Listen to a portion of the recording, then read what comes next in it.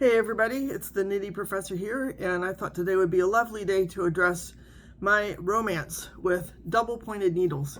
So let's get into it. I have my whole collection out here. I thought it'd be kind of fun to just kind of ooh and ah over them.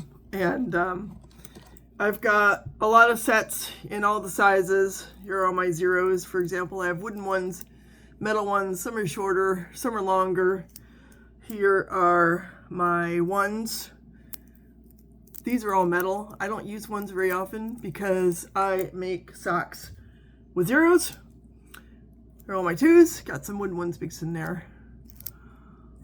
And I don't have very many threes. I'm not sure why. I've got a metal set. I think at one point I bought metal needles at probably a Walmart or a Hobby Lobby when I was first starting out, thinking I'm gonna need these, you know, and the three random American needles I inherited from my brother.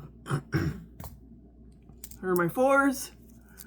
Again, I've got metal in there, and it's either wood or bamboo. No, there are a couple in here that are like super short. I could imagine using those to make doll sweaters. I haven't done that yet, but I intend to. Here are my fives. Got a lot of Brittany's. I got these. There's a yarn store in Groton. It's not far from here. And she sells a lot of Brittany products. And these are, I have a lot of sixes. And I think part of the reason why is because of hats.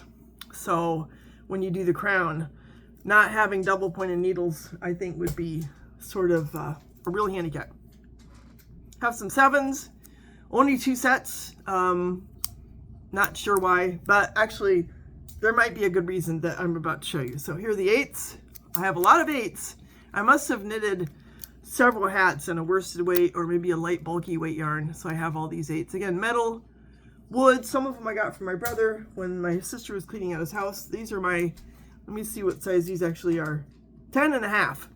And I remember getting these because I was doing sleeves on a sweater and I needed the 10.5. So these are actually plastic. I do have a few of them in plastic. I don't mind using plastic needles at all. They're very grippy, which is nice. So I have some sets. I got these, I'm just gonna call them like. The brand is like out of New York or something. They're just trying to look Nordic, which is nice. And I'm gonna guess that these were made in India. That's where a lot of wooden needles are made. So this set has all these sizes, 0 to 5.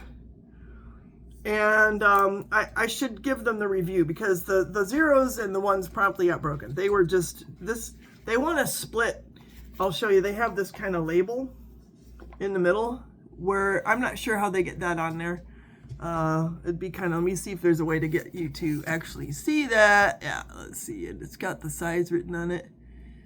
So yeah, for all I know, it's upside down. Actually, I think it's right side up. So it tells you the size. These are 1.5. That's why they're still there, because they're a little fatter.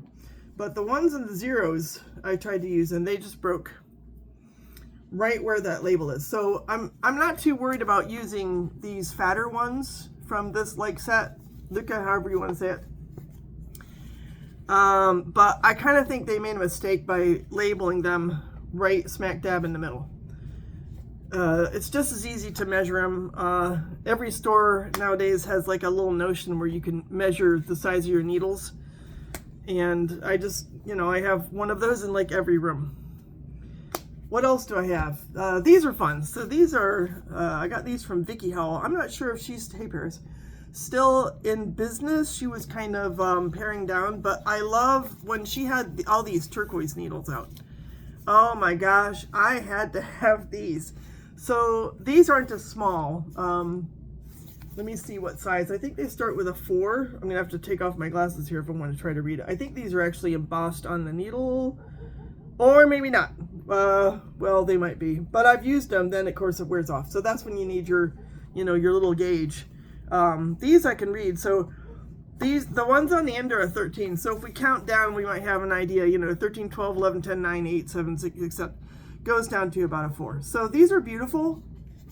And I don't know, I should be using these more.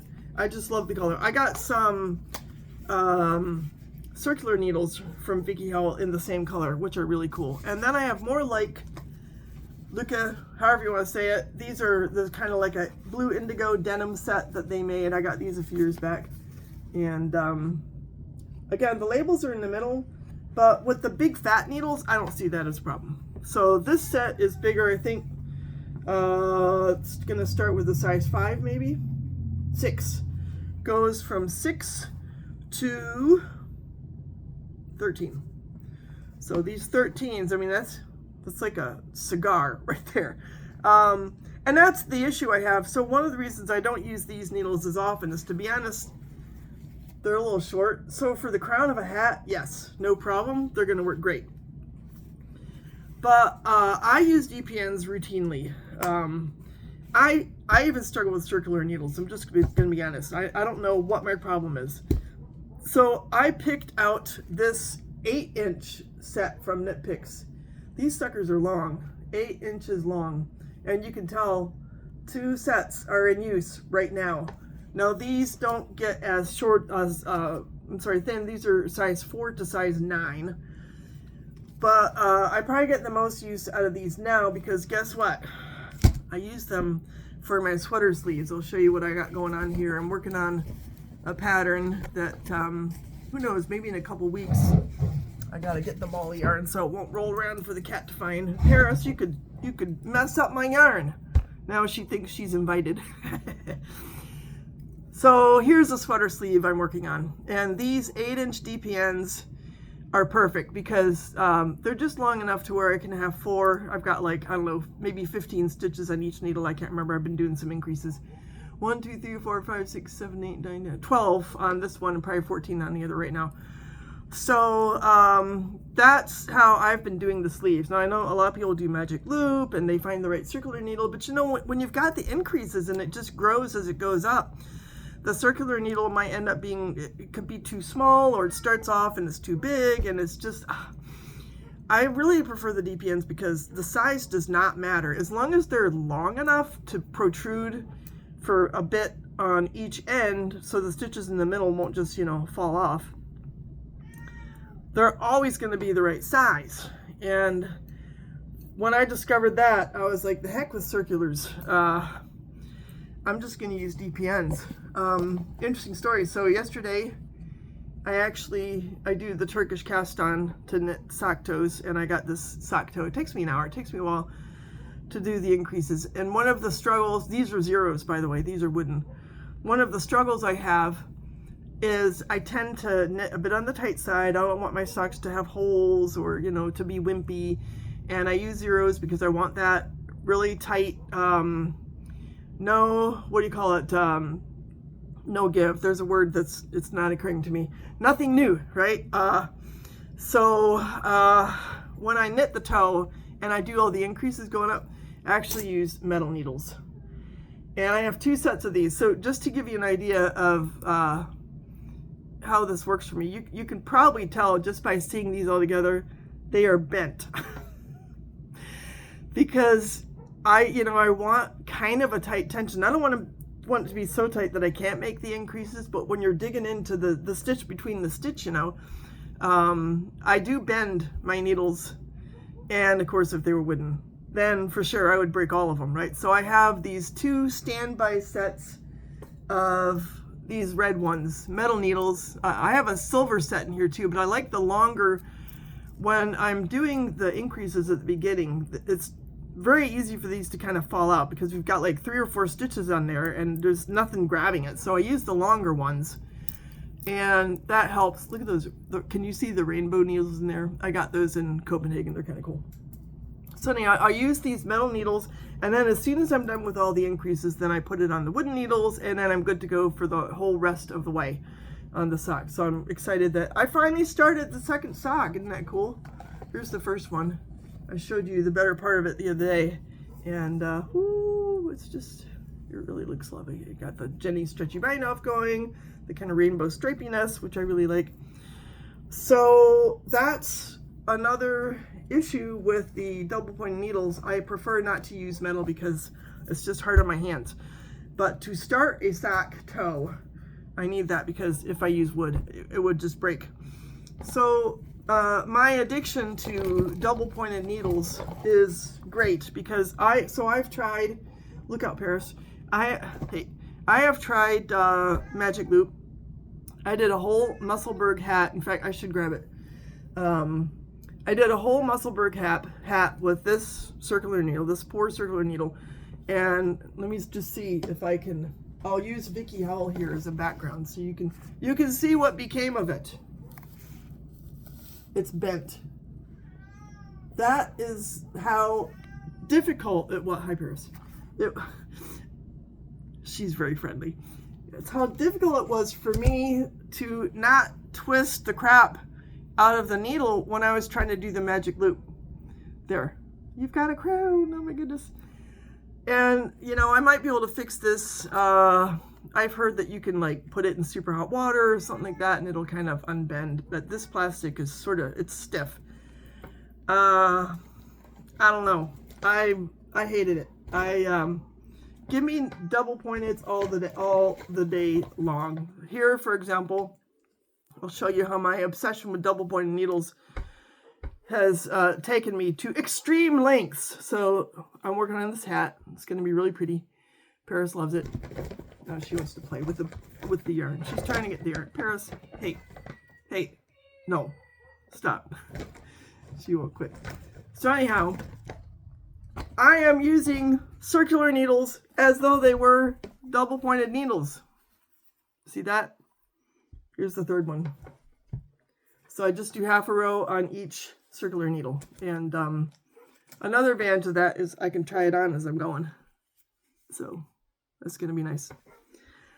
So yeah, I struggle with circular needles. I've tried Magic Loop. It was fiddly in a way that double pointed needles aren't for me personally. Maybe I'm just doing something wrong. But, you know, I think you do what works. And I would be really curious to know your experience. I have this Finnish knitting friend. She's pushing 90 now. And bless her heart, she's not doing as well. She can't hear. And she would knit mittens all the time. Now, I can't even get this in the bag. That's how stiff it is. So, always she would use DPNs. And, you know, I kind of look on her as a mentor. I mean, she learned how to knit in school when she was a girl in Finland. She must have come over here when she was in her 30s. She's been here an awful long time. But she always told me that when she saw me knitting socks with DPN, she'd say, "That's the right way." That's the proper way. Or she'd speak to me in German. She always loved to show off her German. She'd sing a German Christmas song to me.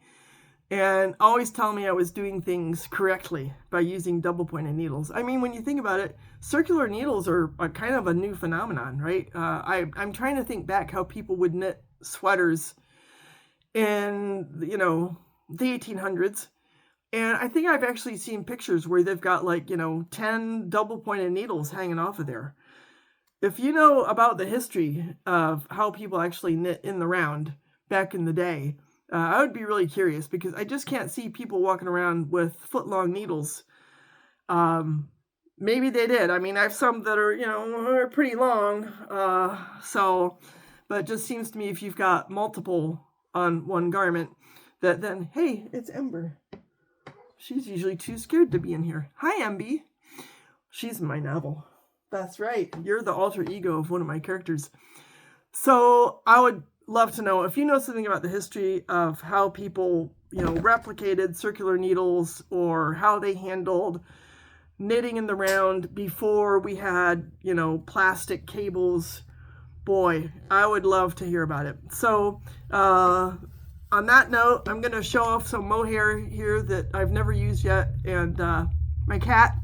And we're going to sign off. And yeah, Ember is, hey, come here. I gotta say bye.